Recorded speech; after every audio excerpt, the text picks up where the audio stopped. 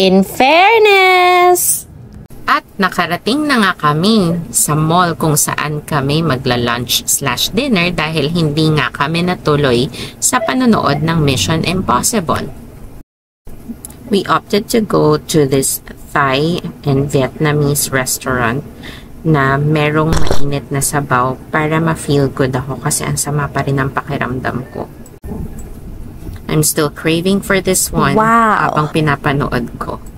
Timmy got a fried fish fillet. I got an entire fish na shinare ko rin sa mga bata. Tim got grilled chicken. Masarap din siya.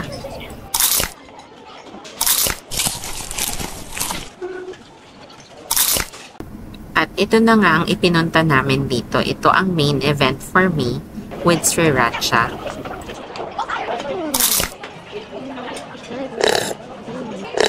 How does it taste like?